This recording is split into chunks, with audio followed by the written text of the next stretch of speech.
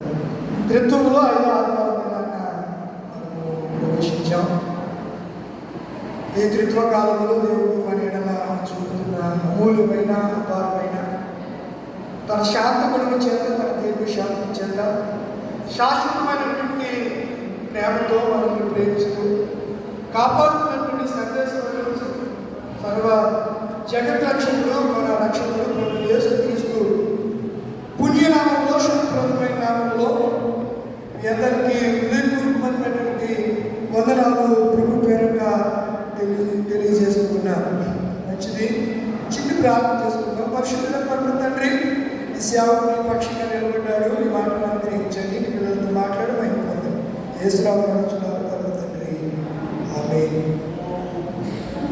ప్రభునందు ప్రియమైన దేవుని పిల్లలారా, ఈ దినాన దేవుడు ఒక ప్రత్యేకమైనటువంటి దృక్పథాన్ని, అభిలాషను, కోరికను, ప్రణాళికను దేవుడు మన ఎడల కలిగి ఉన్నటువంటి విధానాన్ని బట్టి నేను దేవునికి వందనాలు తెలియజేస్తున్నాను. క్రీస్తు స్వరంగమిచ్చిన సంపాదించినటువంటి సంఘమే క్రైస్తవ సంఘం. అది ఏదో ఒక కుటుంబ వ్యవస్థ కాదు, ఒక కుటుంబానికి, ఒక జాతికి, ఒక ప్రాంతానికి, ఒక ప్రజలకు సంబంధించింది కాదు. ఆ సంఘము అని పిలువబడుతున్నది కేవలం సాక్షాత్తు క్రీస్తు యొక్క శరీరము. ఆ సంఘానికి నాయకుడు, అధినాయకుడు, ఉత్తమమైన నాయకుడు ప్రభు అయిన యేసు. ఆయనే సంఘానికి శిరస్సు అని అపోస్తలుడైన పౌలు ఎఫెసీ రాసిన పత్రికలో 5వ అధ్యాయంలో సరిగ్గా తెలియజేస్తూ భార్యాభర్తల అనుబంధాన్ని అక్కడ వివరిస్తూ ఉంటాడు. పురుషుడు స్త్రీకి ఏమైనాడు? శిరస్సై ఉన్నాడు. అలాగనే సంఘములకు శిరస్సు క్రీస్తై ఉన్నాడు అని చెప్తూ ఉంటాడు. అలా పౌలుగా రాస్తే విద్యలేని పామరుడు, దేవుని చేత పిలువబడిన వాడు. పేతురు గారు తన మొదటి పత్రిక రాస్తూ 3వ అధ్యాయము 8వ వచనం ప్రారంభాన్ని నుంచి మనకు చూస్తే అద్భుతమైన సంగతులు అక్కడ చెప్పాడు. ఆ 8వ అధ్యాయం పైన ఉన్నటువంటి ఆ 3వ అధ్యాయంలో పైన ఆ ప్యాసేజ్లో, ఆ పేరాలో 7 వచనాలు ఉన్నాయి. ఎన్ని వచనాలు ఉన్నాయి? 7 వచనాలు ఉన్నాయి. అక్కడ భార్యాభర్తల అనుబంధాన్ని గురించి స్టార్ట్ చేస్తూ చివరికి ఏం చెప్పాడు అంటే 8వ వచనం ప్రారంభం చదవండి. తుదకు మీరందరూ, చాలండి, తుదకు మీరందరూ. ఇప్పుడు లూకా సువార్త 5వ అధ్యాయము 10వ వచనం, 9, 10 వచనాలు ఇంత చదువుకున్న వచనాలే. ఏలైనగా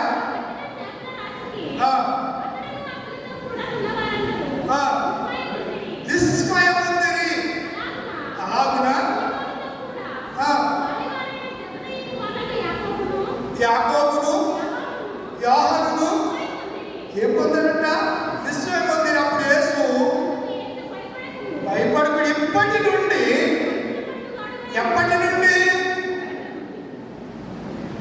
తుదకు. ఎక్కడ వాడామో పదం? బైబిల్ ఎక్కడ వాడారు? పేతురు తుదకు అంటే పై వచ్చిన అనుభవం ఎన్ని ఉంది. ఇప్పుడు 5వ అధ్యాయంలో ఆయన గెనసరేతు సముద్రము, తిబేరియా సముద్రం తీరాన ఆయన వాక్యం బోధిస్తున్నప్పుడు జరిగిన సన్నివేశాన్ని ఇక్కడ రాశారు. కనుక ప్రియమైన దేవుని పిల్లలారా, దైవజనంగా మనము చాలాసార్లు మన జీవితాల్లో దేవుని ప్రణాళిక ఏమిటో అర్థం కాని పరిస్థితుల్లో మనము ఉంటూ ఉంటాం. గలిలయ తీరాన చిన్న ఎక్కడెడు యేసయ్య ఏర్పరచుకున్న నావా. గలిలయ తీరాన చిన్న నావా, యేసయ్య ఏర్పరచుకున్న నావా. యేసయ్య సేవలో వాడబడిన, యేసయ్య బోధకు ఉపయోగపడిన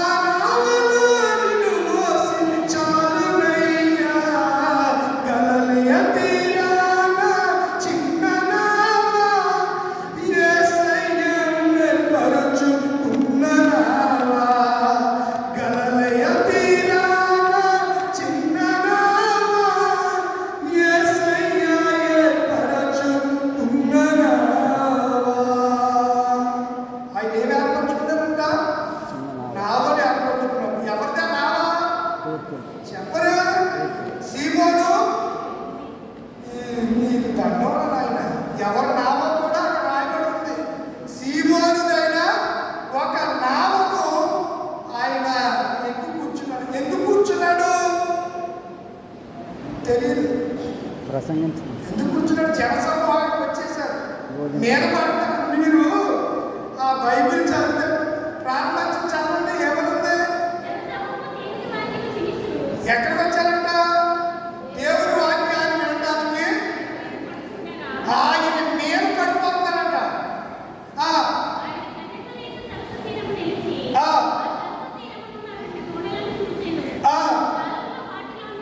ఎన్ని ధోనిలు చూశాడంట ఆయన? 2 ధోనిలు చూశాడు.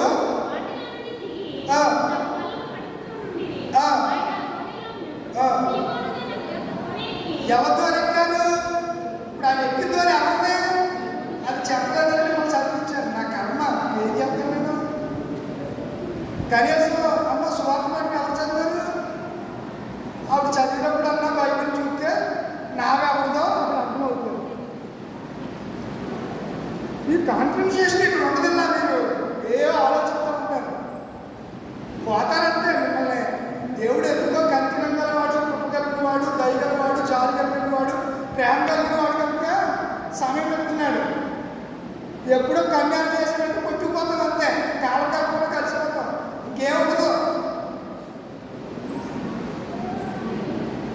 ఎవరికి కనిపించకనే ఆత్మ వెళ్ళిపోవును, ఎన్ని చేసినా తనువు నమ్మినా కట్టె మిగిల్చింది కన్నీటిగా. కట్టెలపై నీ శరీరం కనిపించదు గంటకు మళ్ళీ, నిప్పులోన పెట్టిన నిన్నే గుర్తించదు నీ తల్లి. అదోన్నా కంతే చరిత్ర మటాష్. దేవుడు సన్నిధిలో ఏకాగ్రత కలిగి ఉండాలి, భయభక్తి కలిగి ఉండాలి, జ్ఞానం కలిగి ఉండాలండి. అజ్ఞాని వలె ఉండడానికి వీల్లేదు. బైబిల్ చెప్తుంది అజ్ఞాని వలె కాక జ్ఞానుల వలె దేవుడి సన్నిధిలో ఉన్న సమయాన్ని ఏం చేయాలి? సద్వినియోగం చేసుకోవాలి. చేసుకోవాలంటే మీ కర్మ.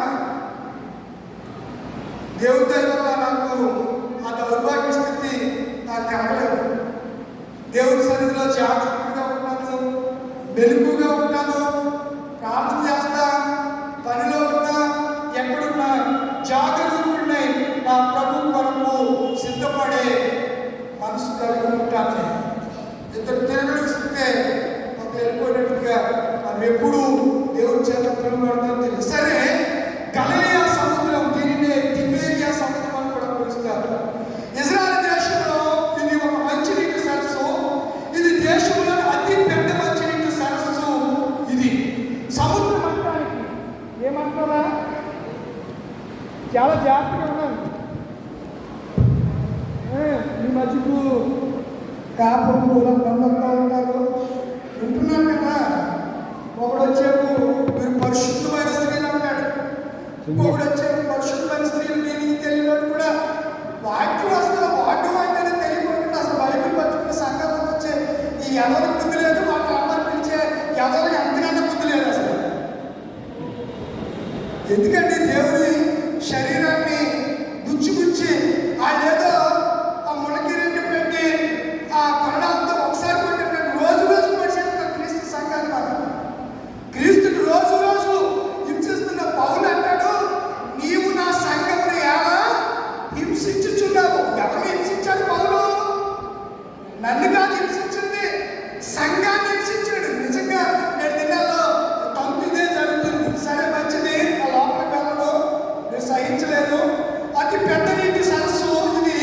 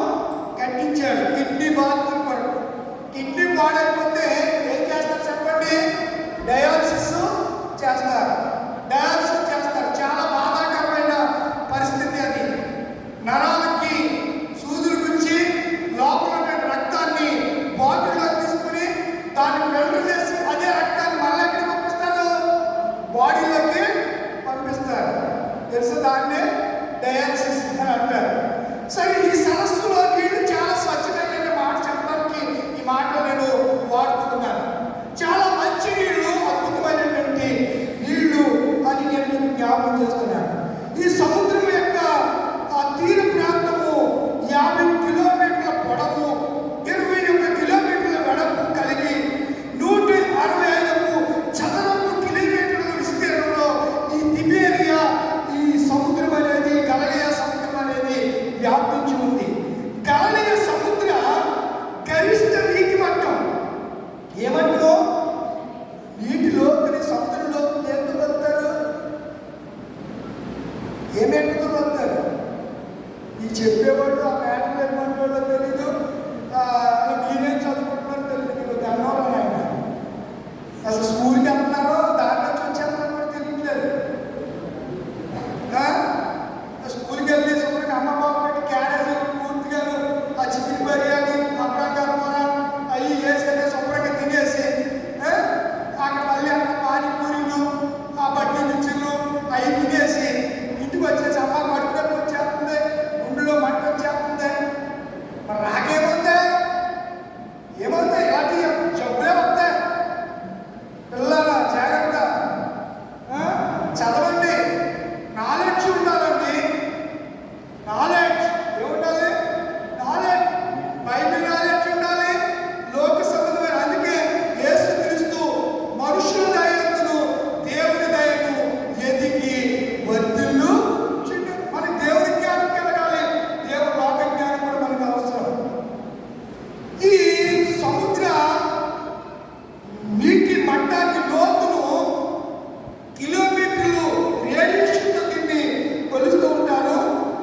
40 మీటర్లు కిలోమీటర్ల లోతు, 43 మీటర్ల కిలోమీటర్, 43 మీటర్ల మీటర్కి ఎన్ని సెంటీమీటర్లు? మీటర్కి ఎన్ని సెంటీమీటర్లు? ఒక గజానికి ఎన్ని అడుగులు తెలుసుకోండి? 3 అడుగులు. మీటర్ కానీ మీటర్కి 1 సెంటీమీటర్లు అయితే 1 మీటర్. మనకి ఎక్కడో రావు, పక్కలో ఏమి రాదు. 43 మీటర్ల లోతు కలిగినటువంటి సముద్రమే ఈ తిబేరియా సముద్రం. కనుక నా ప్రియమైనటువంటి దేవుని పిల్లలారా, దైవజనంగా ఇలాంటి ఈ సముద్రము లోనికి యేసు ప్రభువారు ఆయన ఒక దినాన్న సువార్త పనిలో వాక్యము బోధిస్తూ ఆ సముద్ర తీరానికి వెళ్ళాడు. ప్రజలందరూ వచ్చి ఆయన మేల్పడిపోతున్నారు. ఎక్కడ నిలబడాలో నిలబడడానికి చోటు లేదు. విస్తారమైన ప్రజలు వచ్చి ఏమంటున్నారు?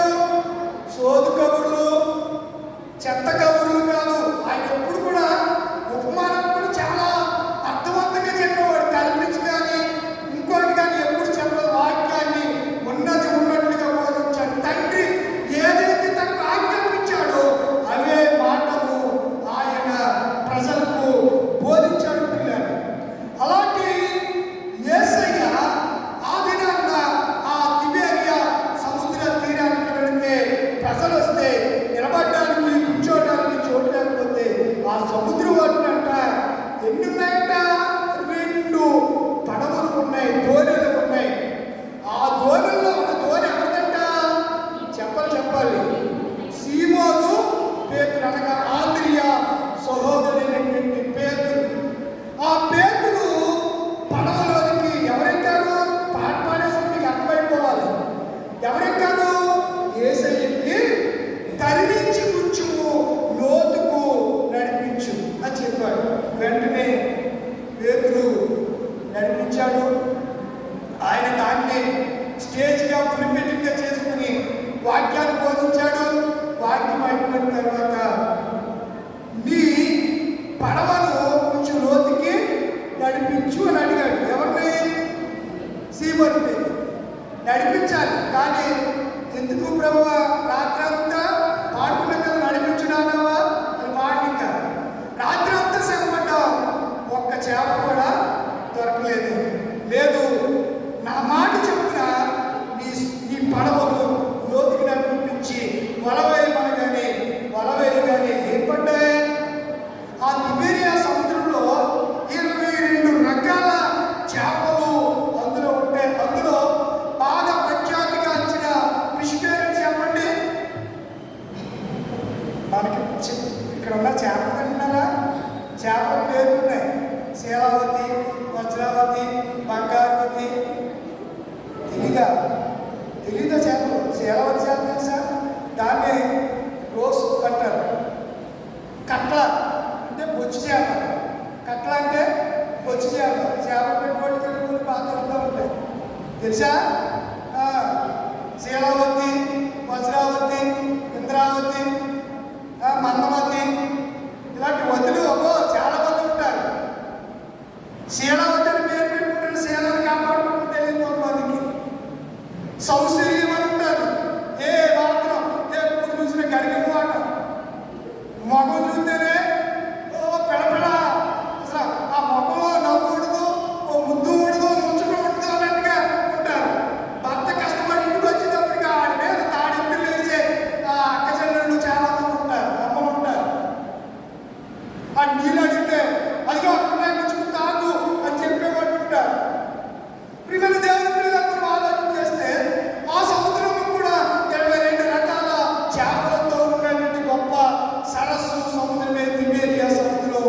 అందులో వల వేయగానే చేపలు వలలు పిగిలిపోయినట్టుగా, పడవలు మునిగిపోయినట్టుగా ఏం పడ్డాయి? చేపలు పడ్డాయి. దోణిలు నిండు మటుకు చేపలు పడ్డాయి. ఎవరు మాట చెప్పు వల వేస్తే? ఏదైనా అవసరం వచ్చినప్పుడు నువ్వేదన్నా చెయ్యాలనుకున్నప్పుడు ముందు పెద్ద ఆయనకి చెప్పాలి. మన ఇంటి పెద్ద ఆయన ఎవరు? మన పెద్ద ఆయన ఎవరు? యేసయ్య. ఆయన ఎక్కడున్నాడు? పెద్ద ఆయన పైన ఉంటాడు. ఆ పైన ఉన్న వారికి ఏం చెప్పాలి? ప్రభువా, నా కూతుర్ని, నా కొడుకుని విద్యాభ్యాసం చేయడానికి కాలేజీలో చేరుతున్నాను, లేకపోతే పొలం పడుతున్నాను, నా ఆరోగ్యం బాగాలేదు, హాస్పిటల్కి వెళ్తున్నాను, డాక్టర్ మీద జ్ఞానం ఇలా ముందు ఎవరికి చెప్పాలి? పెద్ద ఆయనకి చెప్పాలి.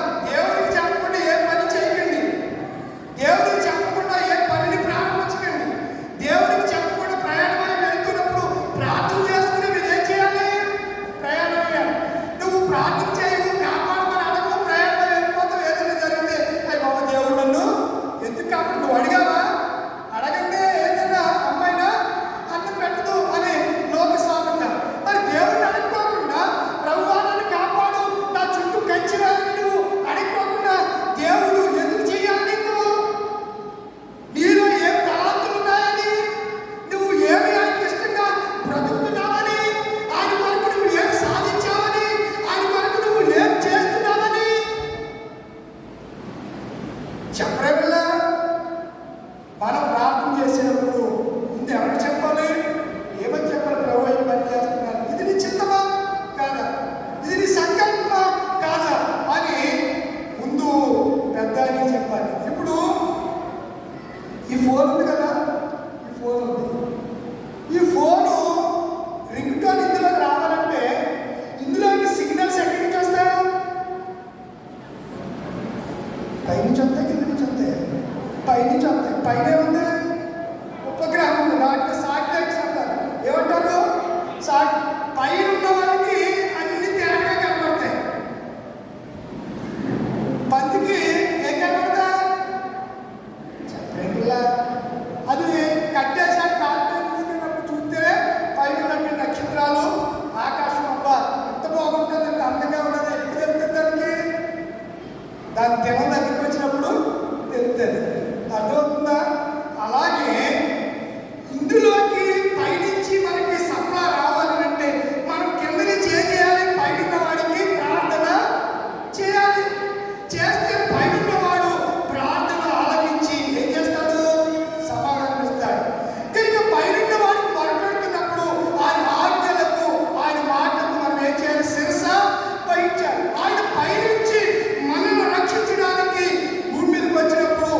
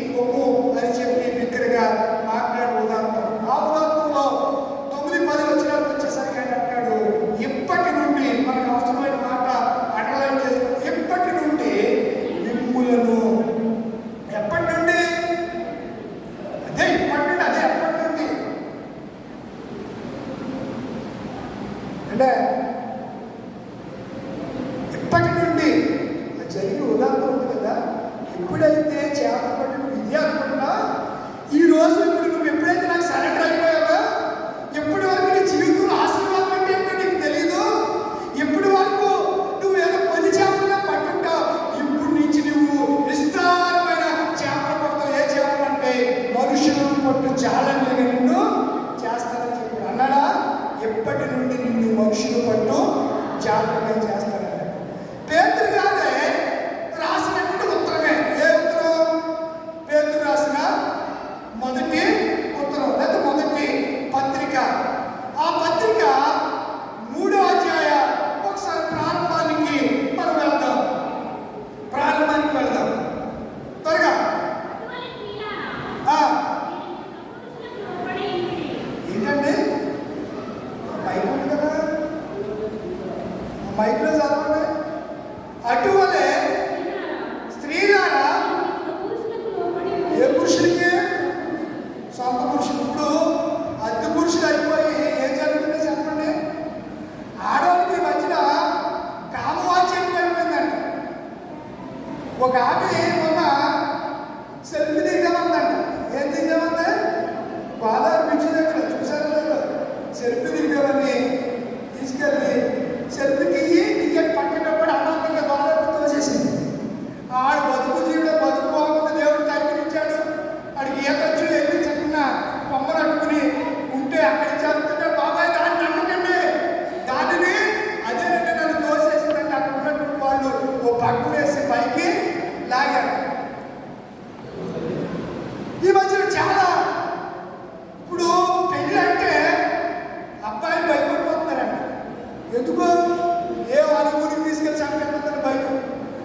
ఇది వరకు పెళ్ళి చేస్తే పెళ్ళి అంటే 10 నిమిషాలు. ఇప్పుడు ఎవరన్నా పెళ్లికి ప్రసాదం ఎక్కువైపోయి 33 వచ్చేసి 40 వచ్చిన పెళ్లి కావట్లేదు. మొత్తం నాకులాగా ఎక్కడ తినేస్తుంది.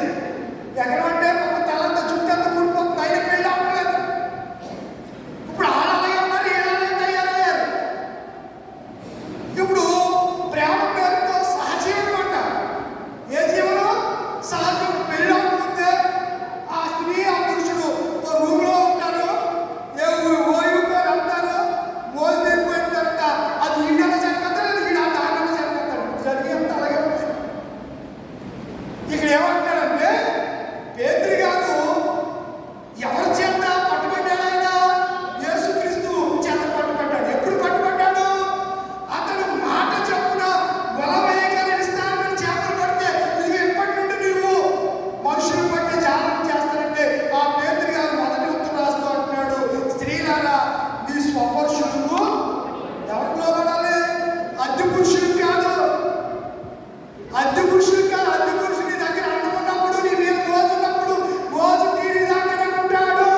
ఆ తర్వాత సైతాన్ గారు కూడా అలాంటి వాడికి ఇలాంటి వాడికి ఏం తేడా లేదు. మీ స్వపరుషులకు లోబడి ఉండండి. అందువలన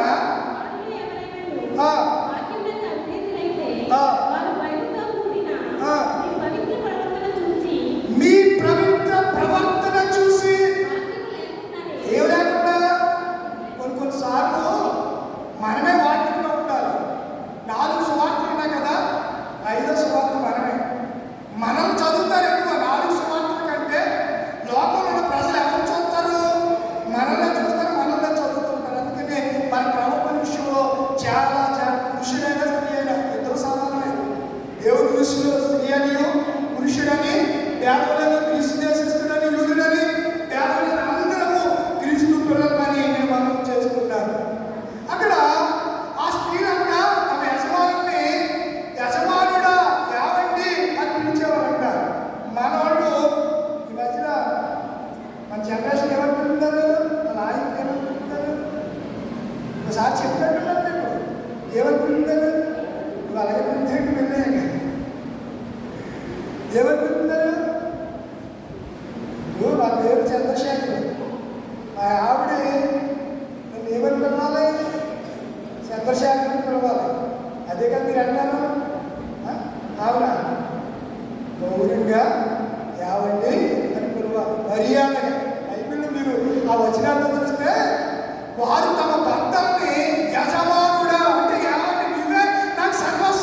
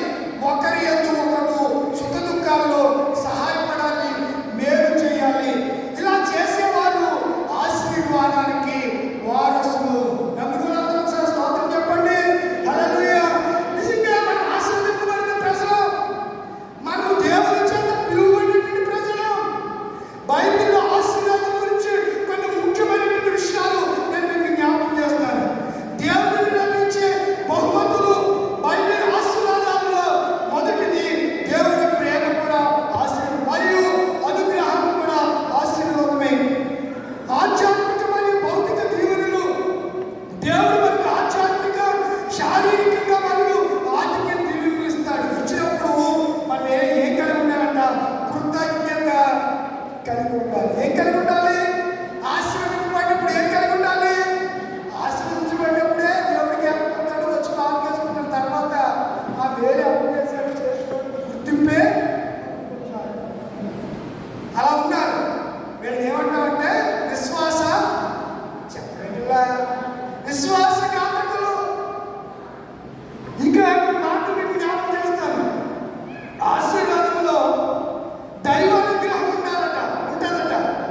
ఆశీర్వాదం అంటే దేవుని దయ మరియు అనుగ్రహం మన జీవితాల్లో ఎదుగుదలకు, అభివృద్ధికి ఆశీర్వాదము కారణం అని కూడా నేను మీకు జ్ఞాపకం చేస్తున్నాను. ఆశీర్వాదము యొక్క ప్రజెన్స్ రూపాలు. ఆశీర్వాదం అనేది ఒకటి దేవుని శక్తి, రెండవది శాంతి, మూడవది సంతోషం, నాలుగవది ఆరోగ్యం, ఐదవ కుటుంబ ఆశీర్వాదం, ఆరవది స్నేహితులు, ఏడవది ఆర్థిక శ్రేయస్సు. ఈ 7 రూపాల్లో ఉన్నటువంటి మిళితమైన దాగి ఉన్నటువంటి ఈవులే దేవుని యొక్క ఆశీర్వాదం. ఆశీర్వాదం కేవలం ఒకదానిని బట్టి మనం ఆశీర్వాదము అనుకోవడానికి లేదు. ఆశీర్వాదాల్లో దేవుడు ఒక్కొక్కరికి ఒక్కొక్క ఆశీర్వాదాన్ని ఆయన ఇస్తాడు. ప్రియమైన దేవుని పిల్లలారా, కుటుంబము మరియు స్నేహితులు కలిగి ఉండడం కూడా దేవుడి ఆశీర్వాదం అని చరిత్రకారులు తెలిసి, దేవుడు మనకు ప్రేమించే కుటుంబ సభ్యులను మరియు స్నేహితులు ఇస్తే అది కూడా దేవుడి ఆశీర్వాదమే. కొన్ని విషయాలు ఎవరి దగ్గర చెప్పుకుంటాం? స్నేహితుల దగ్గర చెప్పుకుంటాం. కొన్ని విషయాలు కుటుంబం దగ్గర చెప్పుకుంటాం. ఈరోజు కుటుంబ వ్యవస్థ, కుటుంబానికి కారకుడు యేసైతే ఈరోజు కుటుంబ వ్యవస్థలు విచ్ఛిన్నమైపోతున్నాయి. కుటుంబ సభ్యుల మధ్య హార్మోని ఉండట్లేదు, ఏకమనసు ఉండట్లేదు. భర్త మాట భార్యకు, భార్య మాట భర్తకు, బిడ్డలు తండ్రికి అవిధాయులుగా ఉండే కుటుంబాలు గోకలుగా ఉంటున్నాయి, విచ్ఛిన్నమవుతున్నాయి. అటు కుటుంబాలు నలుగురిలో ఏమవుతున్నాయి? నవ్వులు పాలవుతున్నాయి, బజారు పాలవుతున్నాయి. అనేకులకు హేళనకు ఆడ ఇక్కడ పెద్ద కౌలు చెప్తాడు కానీ ఆ ఇంట్లో ఆడు సరి చేసుకోలేడు, ఆ ఇంట్లో పిల్లలకు చెప్పుకోలేడు, ఆ పిల్లలకు చెప్పుకోలేడు. చూడు ఆ పిల్లలు ఎలా తిరుగుతున్నారు అని అంటూ ఉంటారు. కనుక మంచి కుటుంబము కూడా దేవుడి ఆశీర్వాదం, స్నేహితులు కూడా దేవుడి ఆశీర్వాదం. తర్వాత దేవుడు ఆరోగ్యం ఇస్తే ఆరోగ్యం కూడా ఆశీర్వాదం. కొంతమందికి ఆరోగ్యం ఉంటుంది కానీ మానసిక స్థితి అర్థమవుతున్నాయి మీకు? ఆరోగ్యం ఉంటుంది కానీ స్టాండర్డ్ మైండ్ ఉండదు, మానసిక స్థితి సరిగా ఉండదు. ఏమంటారంటే మానసిక రోగులు అంటారు. ఏమంటారు? మానసిక రోగులు అంటారు. మానసికంగా వాళ్ళు సరైనటువంటి విధానంలో ఉండరు. అలా మానసిక స్థితి కలిగి ఉండటం, ఆరోగ్యం కలిగి ఉండటం కూడా ఆశీర్వాదమే. తర్వాత ఆర్థిక శ్రేయస్సు. దేవుడు మనకు అవసరమైన వాటిని సమృద్ధిగా దయచేస్తే అది కూడా దేవుని ఆశీర్వాదమే. మనము పరలోక ప్రాంతం అనుదిన ఆహారము చెప్పండి. ప్రతిదినము దేవుడు మనకి ఇచ్చే ఆహారాన్ని బట్టి అది కూడా ఏంటంటే దేవుని యొక్క ఆశీర్వాదమే.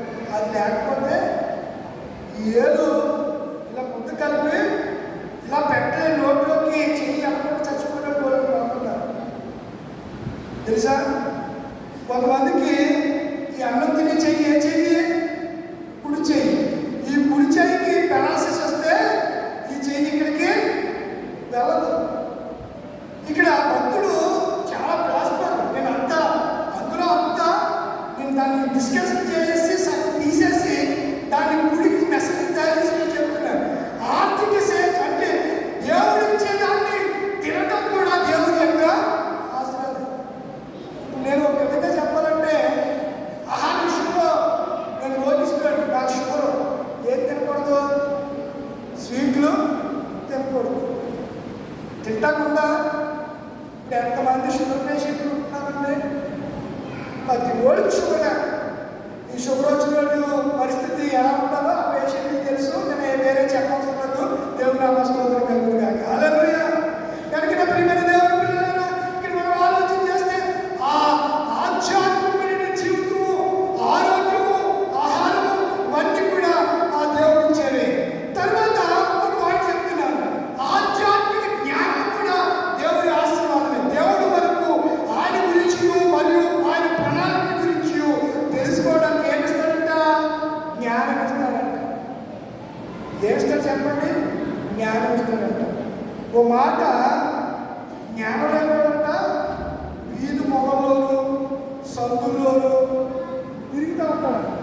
తిరుగుతాడు, వీధి మూలలో తిరుగుతూ ఉంటాడు. సామెతల గ్రంథం 10వ అధ్యాయము ఒదిగిపోతానయ్యా నీ సన్నిధిలో, ఒదిగిపోతానయ్యా మా మీద నీవు చూపు ప్రేమకై కొట్టు కళ్ళు చెమ్మగిలేనయ్యా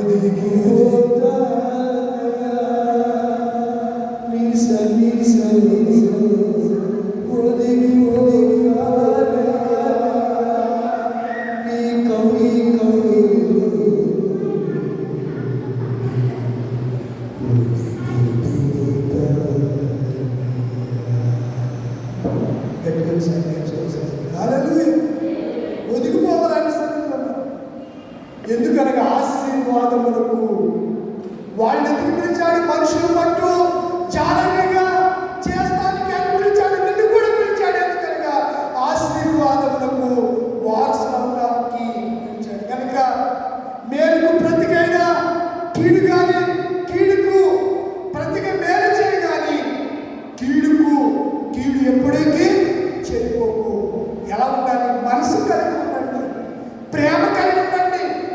ఒకరినొకరు హెచ్చరించుకోండి, ఒకరినొకరు సంభాషించుకోండి, అభివృద్ధి పొందండి, ఆశీర్వాదం పొందండి. దేవుని కృప తోడే ఉంటారు.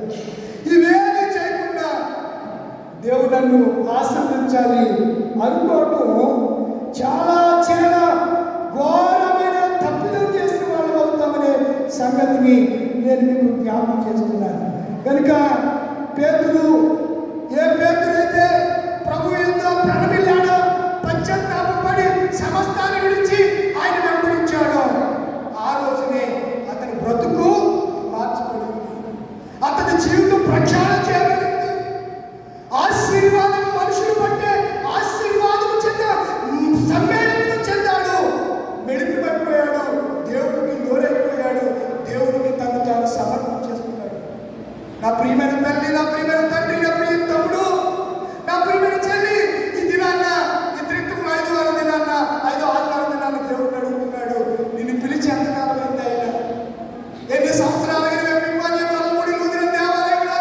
దేవుని ఆరాధించడానికి వస్తూ ఉన్నాము. ఆయన సన్నిధిలో వాక్యం చదువుతున్నా, ఆయన సన్నిధిలో పాట పాడుతున్నా, ఆత్మతో ఆయన ఆరాధిస్తున్నాం. ఇంకా సరైన ఆశీర్వాదాన్ని నువ్వు పొందలేదా? ఆయన మాట ఏమన్నా తప్పిపోతాడా? ఆయన మాట ఇచ్చి నెరవేర్చవాడా? ఆయన మాట ఇచ్చి నెరవేర్చకపోవడానికి అబద్ధం ఆడడానికి ఆయన ఏమైనా నరుడా? ఆయన ఎవరు చెప్పండి? నమ్మదగిన దేవుడు ఆయన. ఆశీర్వదించడానికి నేను పిలిచాను, వారసులుగా ఉండడానికి, శ్వాసకర్తలుగా ఉండడానికి నేను మిమ్మల్ని పిలిచాను దేవుడు అన్నప్పుడు మిమ్మల్ని ఆయన ఆశీర్వదించకుండా వదిలేస్తాడా? ఇప్పటి వరకు నీ కుటుంబం ఆశీర్వలేదా? ఇప్పటి వరకు కుటుంబంలో నెమ్మది లేని పరిస్థితుల్లో ఉంటున్నావా? ఒక్కసారి ఈ దిన వాక్యం ఇచ్చేదాన్ని నీవు పరీక్ష చేసుకో, దేవుని సన్నిధిలో తగ్గించుకో. మీకు కొన్ని విషయాలు జ్ఞాపకం చేసి ముగిస్తాను. ఎప్పుడు ఆశీర్వదించే దేవుడు అంట పేరు పెట్టి పిలిచినట్ట. మీరు చూస్తే యోహాను సువార్త 13లో ఆయన తన గొర్రెలను పేరు పెట్టి పిలుస్తాడు. తర్వాత ఆయన మిమ్మల్ని స్నేహితులుగా భావిస్తాడంటే యోహాను సువార్త 15 నోట్ చేసుకున్న టైం లేదు కదా, 15:15లో ఇంకా మీకు కొన్ని విషయాలు జ్ఞాపకం చేస్తాను. మిమ్మల్ని పిలిచిన వాడు నమ్మదగిన దేవుడు. తెస్సలోనికీ రాసినటువంటి పత్రిక 1:2-12లో. కనుక ఇంకా మనం ఆలోచన చేస్తే మనం చూడండి, హెబ్రీ రాసిన పత్రిక 9:15 అంటాడు, పిలువబడిన వారు నిత్యమైన స్వాస్యమును పొందడానికి ఆయన పిలిచాడంట. పేతురు 3:9లో మనము చూస్తున్నాం, ఆశీర్వాదానికి వారసులు అవడానికి దేవుడు వాళ్ళు ఏం చేశారు చెప్పండి అమ్మా? ఏం చేశాడురా? పిలిచాడు, పేరు పెట్టి పిలిచి ఉన్నాడు, చేయి పట్టి నడుపుచున్నాడు. చూడు, ఈ సత్తుగా ఈ సత్తు వెలుగు నన్ను మార్చిన పరిశుద్ధుడా యేసయ్యా.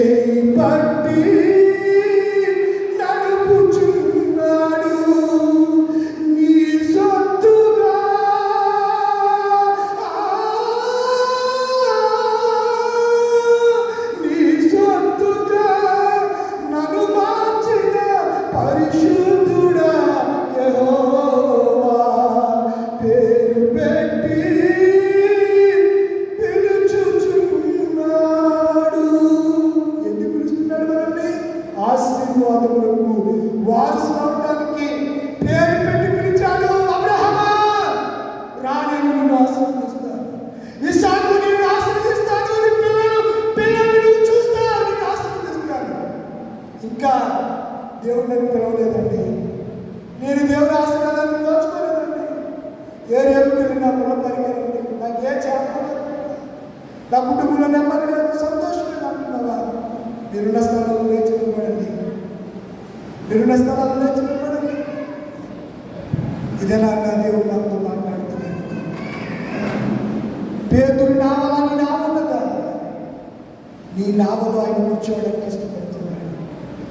నిన్ను లోతైన సముద్రంలోనికి నడిపించడానికి ఇష్టపడుతున్నాడు. వారు దరి నుండి లోతైన సముద్రంలోకి వెళ్ళి రాత్రి అంతా ప్రయాసపడ్డారు. ఒక చేప కూడా వారికి పడలేదు. ఉదయం కాగానే దోణులు దరికి వచ్చి వలలు బాగు చేసుకుంటూ ఉండగా, కడుగుకుంటూ ఉండగా, పడవలను శుభ్రం చేసుకుంటూ ఉండగా యేసు సీమోను పేతురు దోణికి దరి నుంచి కొంచెం లోనికి నడిపించమని చెప్పారు. యేసు మాటకు లోబడిన పేతురు వల్ల నువ్వు లోబడతావా? ఈ మధ్యాహ్నం కోసం లోబడు, లోబడు, లోబడు. ఎంతకాలం అవిధేయుడిగా ఉంటావు, అవిధేయురాలుగా ఉంటావు. నువ్వు లోబడుకున్న ఆశీర్వాదం లేదని ఎందుకు బాధపడతావు? ఒకసారి లోబడి చూడు. ప్రభువా యేసయ్యా, నన్ను నా కుటుంబాన్ని ఒకసారి జ్ఞాపకం చేసుకుని ఆశీర్వదించడానికి పిలిచావని నీ సేవకుడితో మాట్లాడావు.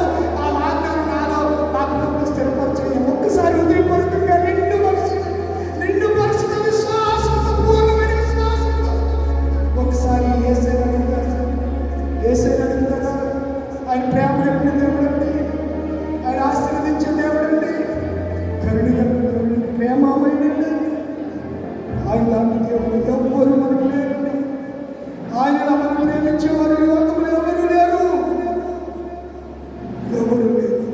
ఎంతమందిని చేసి, ఎంతమంది మనల్ని మాటల చేత గాయపరిచిన శోధనలకు మనల్ని గురి చేస్తున్నారు.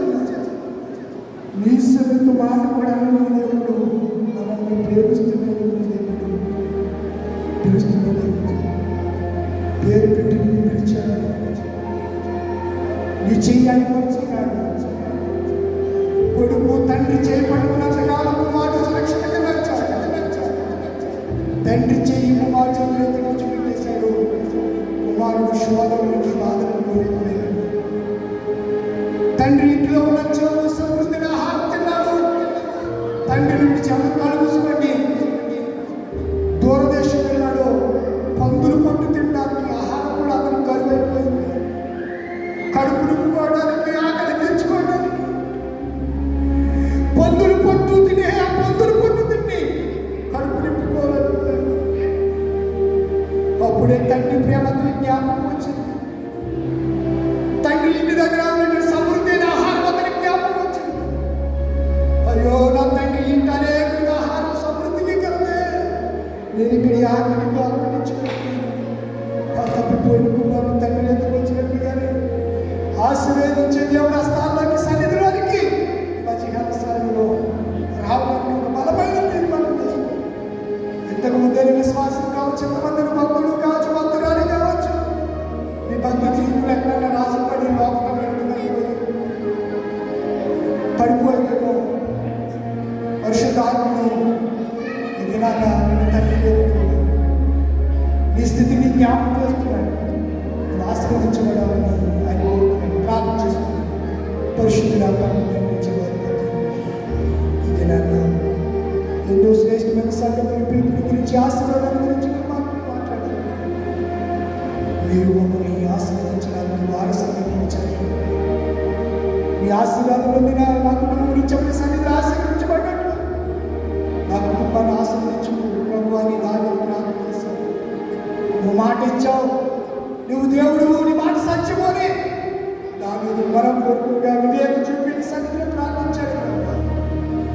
నా ప్రియ తండ్రులు, నా ప్రియ తల్లులు, వారి బిడ్డల వరకు వారి కుటుంబం ఆశీర్వదించబడాలని వారి కోరికగా ప్రార్థిస్తూ ఉండగా నేను ప్రార్థన జ్ఞాపకాలను ఇచ్చి వారి ఆశీర్వదించిన దీవించిన నిశ్చయం దయచేయండి. నూతన ఆధ్యాత్మిక పేరు వారికి వారి కుటుంబాలందరికీ దయచేయండి. తన వాక్యము వారి ఫలించండి. సమస్త జ్ఞానం ఇచ్చిన దేవుని సమాధానం యేసుక్రీస్తు వారి హృదయములకు తలపులకు కావలి ఉండును గాక. ఆమేన్. దేవా నాయందు శుద్ధ హృదయము కలుగజేయుము.